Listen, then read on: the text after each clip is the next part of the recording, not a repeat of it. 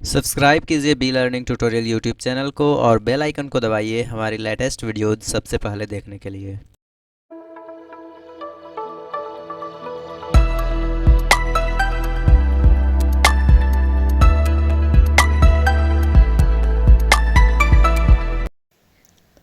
Hello students, स्वागत है आपका be learning tutorial YouTube channel में। आज के इस वीडियो में हम एक्टिव और पैसिव वॉइस पढ़ने वाले हैं और ये दूसरा लेक्चर है एक्टिव और पैसिव वॉइस का। इसके पहले हमने एक लेक्चर कंप्लीट कर लिया है, तो उसका लिंक हम डिस्क्रिप्शन में दिए हैं, वहाँ से आप जाके देख लीजिएगा।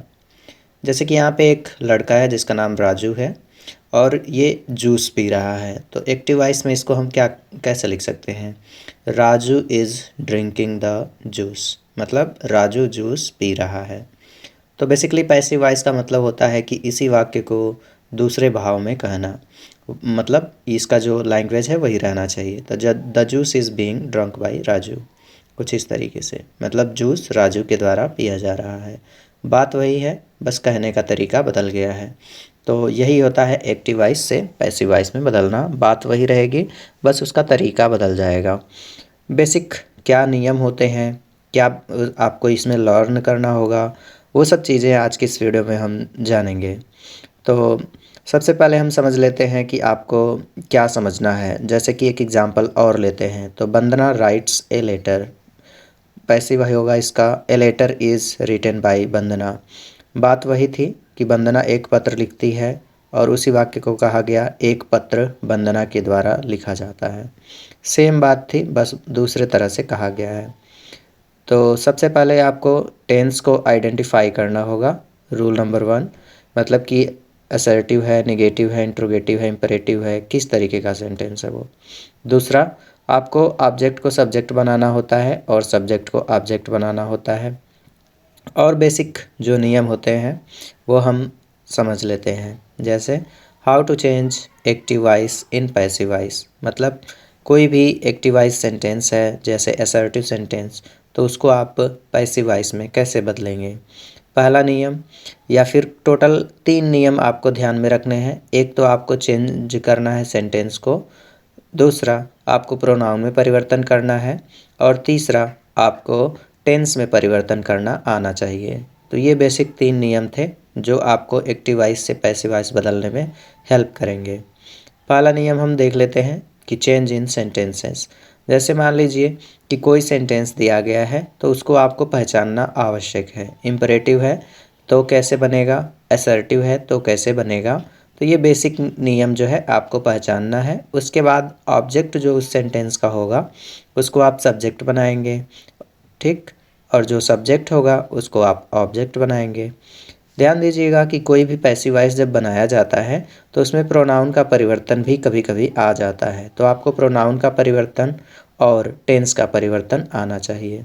तो चलिए स्टार्ट करते हैं फिर से एक्टिव वॉइस और पैसिव वॉइस के प्रेजेंट इंडेफिनिट टेंस को। एग्जाम्पल के लिए, राजू इट्स स्वीट्स, मिठाई, मतलब राजू मिठाई खाता है। पैसिव वॉइस इसका होगा sweets is eaten by Raju, मतलब मिठाई राजू के द्वारा खाई जाती है। बात वही थी, दूसरे तरह से कहा गया है।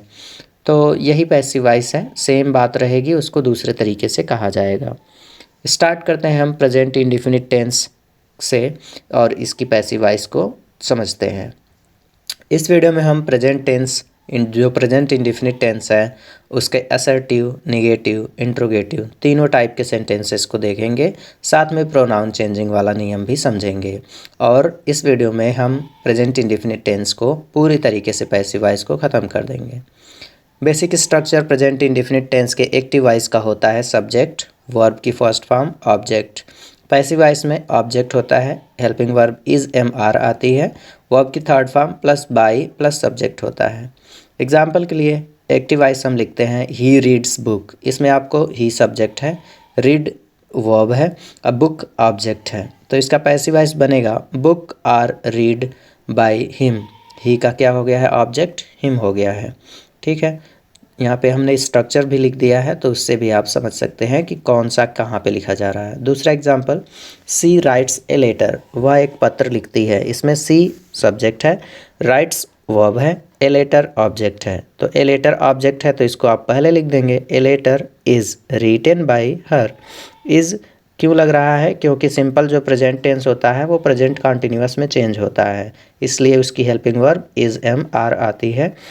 तो सिंगुलर के लिए इज़ लगेगा, प्लूरल के लिए आर, आई के लिए एम लगेगा हेल्पिंग वर्ब। ठीक है। Third example, they play football. इसमें दे सब्जेक्ट है, प्ले वर्ब है और फुटबॉल ऑब्जेक्ट है। इसका passive voice football is played by them. They का जो ऑब्जेक्टिव केस होता है वो देम होता है। तो इस तरीके से इसका पैसिव वॉइस बन रहा है। तो काफ़ी आसान सा स्ट्रक्चर होता है। अगला एग्जाम्पल आप देखिए, वी सेलिब्रेट फेस्टिवल्स। हम त्यौहार मनाते हैं। पैसिव वॉइस इसका होगा festivals are celebrated by us. ठीक है, क्योंकि वी का अस हो जाता है। Fifth example, the teacher teaches English. अध्यापक इंग्लिश पढ़ाते हैं। पैसिव वॉइस इसका होगा English is taught by the teacher. English अध्यापक के द्वारा पढ़ाई जाती है। तो कुछ इस तरीके से पैसिव वॉइस इसका बन रहा है। अब चलिए देख लेते हैं प्रोनाउन को बदलने वाले कुछ वाक्य। पहला है सी हेल्प्स मी, तो इसका हो जाएगा आई एम हेल्प्ड बाय हर। ठीक है, इसका स्ट्रक्चर नीचे हम लिख दे रहे हैं, इसके आधार पे आप समझ सकते हैं। अगला example, they call him. Subject इसमें दे है और जो वर्ब है वो कॉल और ऑब्जेक्ट इसमें हिम है। तो इसका जो बनेगा हिम का ही हो जाएगा, तो he is called by them. ठीक है, इसमें सब्जेक्ट ही है, इज हेल्पिंग वर्ब है, कॉल्ड जो है वो वर्ब है, बाय इस लगा है और उसके बाद देम ये आपका ऑब्जेक्ट है। अगला एग्जाम्पल, वी वॉच देम। इसमें सब्जेक्ट वी है, वर्ब वॉच है, देम ऑब्जेक्ट है। पैसिव वॉइस के बाद क्या होगा इसका, देम का दे हो जाएगा सब्जेक्ट रूप, उसके बाद दे बहुवचन है तो आर लगेगा, वॉच्ड बाय अस, वी का अस हो गया है। तो इसमें सब्जेक्ट दे है, हेल्पिंग वर्ब आर, वर्ब की थर्ड फॉर्म बाय और ऑब्जेक्ट अस का प्रयोग हुआ है। अगला एग्जाम्पल, ही लाइक्स हर। तो इसमें सब्जेक्ट ही है, वर्ब लाइक्स है और हर जो है वो ऑब्जेक्ट है। पैसिव वॉइस बनेगा तो हर का subjective case she is liked by him, क्योंकि ही का ऑब्जेक्टिव केस हिम होता है। सब्जेक्ट इसमें सी था, उसके बाद इज़ वर्ब की थर्ड फॉर्म बाय और जो ऑब्जेक्ट था उसका हिम हो गया है। तो काफ़ी बेसिक और सिंपल सा स्ट्रक्चर होता है, आपको बनाना होता है इसी तरीके से। तो अब चलिए समझ लेते हैं प्रेजेंट इंडेफिनिट टेंस का जो एक्टिव वॉइस होता है उसके निगेटिव सेंटेंस का, मतलब निगेटिव सेंटेंस का कैसे आप पैसिव वॉइस बनाएंगे। एग्जाम्पल हम लिखते हैं, तो एग्जाम्पल का जो स्ट्रक्चर होगा उसमें आप सब्जेक्ट देखेंगे डू या डज, उसके बाद नॉट देखते हैं, फिर वर्ब की फर्स्ट फॉर्म और ऑब्जेक्ट होता है। पैसिव वॉइस जब बनाएंगे इसका तो जो ऑब्जेक्ट होगा उसको आप सब्जेक्ट बनाएंगे, इज़ एम आर लगेगा, उसके बाद नॉट लगेगा, वर्ब की थर्ड फॉर्म आएगी, बाई का प्रयोग होगा, उसके बाद जो ऑब्जेक्ट होगा उसका सब्जेक्टिव रूप लिखेंगे, मतलब कि जो ऑब्जेक्टिव रूप लिखेंगे। जैसे he does not read books, तो इसमें बनेगा books are not read by him. Simple आपको इसमें एक चीज़ पता चल रही होगी कि हेल्पिंग वर्ब के बाद नॉट आ रही है, बाकी स्ट्रक्चर सेम है।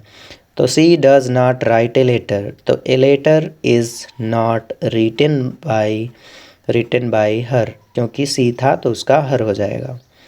अगला example, the teacher does not teach English, तो सिंपल इसका बनाएंगे आप, तो English is not taught by the teacher. ठीक है, तो सिंपल यही स्ट्रक्चर है इसका, इसी तरीके से ये बनता है। अगला example, she does not help me, subject इसमें सी है, डज जो है वो हेल्पिंग वर्ब थी प्रेजेंट इंडेफिनिट की, नॉट उसके बाद हेल्प जो है वर्ब था, मी ऑब्जेक्ट था, तो ऑब्जेक्ट मी का आई हो जाएगा, आई के साथ एम लगता है, I am not helped by her, क्योंकि सी का ऑब्जेक्टिव केस हर होगा। नीचे इसका स्ट्रक्चर यहाँ पे हम नोट कर दे रहे हैं, इसके आधार पे आप समझ सकते हैं कि कैसे क्या हो रहा है। तो चलिए अब हम देखते हैं active and passive voice present indefinite tense के इंट्रोगेटिव सेंटेंसेस की। ठीक है, इंट्रोगेटिव सेंटेंस यानी कि प्रश्नवाचक वाक्य दो तरीके के होते हैं, एक तो एस नो टाइप वाले होते हैं और एक डब्ल्यू एच टाइप वाले होते हैं। तो सबसे पहले हम एस नो टाइप वाला देखते हैं, एक्टिव वॉइस। तो इसका एग्जाम्पल यहाँ पे हम नोट कर देते हैं। एग्जाम्पल से पहले इसका स्ट्रक्चर समझ लीजिए। तो पहले ये डू डज से स्टार्ट होगा, फिर सब्जेक्ट होगी, वर्ब की फर्स्ट फॉर्म, ऑब्जेक्ट होगा। जब भी इसका पैसिव वॉइस बनेगा तो इज़ एम आर स्टार्टिंग में होगा, उसके बाद ऑब्जेक्ट, उसके बाद वर्ब, उसके बाद बाय, उसके बाद सब्जेक्ट। ये इसका स्ट्रक्चर होगा। कहने का मतलब जैसे एग्जांपल आप समझें, डज ही रीड बुक्स, क्या वह किताब पढ़ता है। तो does he read books, books plural था तो are books read by him. इसका अगला example, does she help you, does she help you, क्या उसने तुम्हारी मदद की। तो are you helped by her. आप इसमें समझेंगे यू का सब्जेक्ट यू ही होता है। ठीक है, यू बहुवचन था तो आर लगा है, उसके बाद वर्ब की थर्ड फॉर्म मतलब हेल्प का हेल्प्ड हो गया है, और सी जो था उसका ऑब्जेक्टिव केस हर हुआ है। अगला example, do they call him, क्या उन्होंने उसे बुलाया। तो इसमें अगर आप देखें तो डू, उसके बाद सब्जेक्ट दे था, वर्ब की फर्स्ट फॉर्म, ऑब्जेक्ट हिम। यहाँ पे आप इसका बनाएंगे तो is he called by them, क्योंकि हिम जो था उसके अनुसार सब्जेक्ट उसका ही होगा और ही के साथ इज़ लगता है, तो पहले इज़ लग गया है, उसके बाद ही कॉल्ड बाय हिम। अब इंट्रोगेटिव सेंटेंस में हम इसका डब्ल्यू एच टाइप वाला देखते हैं, जो कि क्वेश्चन वर्ड बीच में कहीं आ जाता है। ठीक है, जैसे कुछ इस तरीके का रहेगा, जैसे कि उसने, वह बाज़ार क्यों जाता है, इस तरीके का। ठीक है, या वह बाज़ार में सेव खाता है, इस तरीके का। सेव क्यों खाता है, इस तरीके का। तो इसमें क्या होता है कि सबसे पहले आपका जो स्ट्रक्चर होता है सेंटेंस का, वो क्यों यानी कि डब्ल्यू एच टाइप वर्ड पहले होता है, डू डज आता है, उसके बाद सब्जेक्ट, वर्ब की फर्स्ट फॉर्म, ऑब्जेक्ट। तो इसमें बनाने के लिए डब्ल्यू एच वर्ड को पहले ही आप रखेंगे, उसके बाद हेल्पिंग वर्ब रखेंगे, उसके बाद सब्जेक्ट, उसके बाद वर्ब की थर्ड फॉर्म, फिर बाय, फिर ऑब्जेक्ट। जैसे why do they call him, why do they call him, उन्होंने उसे क्यों बुलाया। यहाँ पे अगर आप देखें वाई पहले है तो वाई शुरू में ही रहेगा। Is he called by them, is he called by them. ठीक है, ही था तो ही के साथ इज़ आया है, उसके बाद वर्ब की थर्ड फॉर्म बाय, उसके बाद जो दे था उसका ऑब्जेक्टिव केस देम हुआ है। अगला है why does she meet us, why does she meet us, question word पहले था, उसके बाद do does, helping verb, subject, verb. ठीक है, इस तरीके से फिर लास्ट में ऑब्जेक्ट। सेम उसी पैटर्न पे बनेगा, आपको वाई को ही स्टार्ट में रखना है। अस का वी होता है तो इसलिए आर का प्रयोग, उसके बाद आर, फिर मेट बाय हर। तो काफ़ी सिंपल होता है, इसी तरीके से इसको बनाना होता है। यहाँ पे स्ट्रक्चर हम मेंशन कर दे रहे हैं, आपको इतना याद करने की ज़रूरत नहीं है, बस थोड़ा थोड़ा समझ लेना है कि किसके बाद किसका प्रयोग हो रहा है। ठीक है, अगर कोई डब्ल्यू एच वर्ड होगा तो डब्ल्यू एच वर्ड पहले लिखा जाएगा, उसके बाद हेल्पिंग वर्ब आएगी, उसके बाद सब्जेक्ट होगा। ठीक, और सब्जेक्ट के बाद वर्ब की थर्ड फॉर्म, फिर वाई का प्रयोग, फिर उसके बाद ऑब्जेक्ट होगा। अगला एग्जांपल हम देखते हैं, why do you invite him to, why do you invite him to. तो यहाँ पे अगर आप देखें इसका पैसिव वॉइस, तो इसका पैसिव वॉइस होगा, सॉरी वाट था, तो what is he invited bye you. ठीक है, what is he invited bye you. इसमें क्वेश्चन वर्ड वाट था, इज़ हेल्पिंग वर्ब, सब्जेक्ट जो था वो उसका ऑब्जेक्ट जो था उसका सब्जेक्ट बनाया गया ही, उसके बाद वर्ब की third form I, invited verb थी, उसके बाद बाय का प्रयोग, ऑब्जेक्ट जो था उसको आप सब्जेक्ट, मतलब जो सब्जेक्ट था उसको आप ऑब्जेक्ट की तरह लिखे हैं। चलिए कुछ एडिशनल एग्जांपल देख लेते हैं एक्टिव और पैसिव वॉइस के, जो आपके एग्ज़ाम के पॉइंट ऑफ व्यू से इम्पॉर्टेंट होते हैं। जैसे हु टीचेस यू, तुम्हें कौन पढ़ाता है। तो अगर आप इसका स्ट्रक्चर देखें तो WH वर्ड पहले था और उसके बाद वर्ब आई, फिर ऑब्जेक्ट था। तो इसको बनाने के लिए बाय हुम, उसके बाद हेल्पिंग वर्ब आएगी, फिर सब्जेक्ट, सब्जेक्ट के बाद वर्ब आएगी और वही प्रोसेस होगा। तो इसका इस तरीके से पैसिव वॉइस बनेगा, by whom are you taught, by whom are you taught. यानी कि WH वर्ड था, बाय हुम, उसके बाद आर, फिर सब्जेक्ट जो था वो ऑब्जेक्ट का सब्जेक्टिव रूप लिखा गया, यू, ठीक है, और उसके बाद वर्ब की थर्ड फॉर्म आई टॉट। तो कुछ इस तरीके से इसको बनाना था।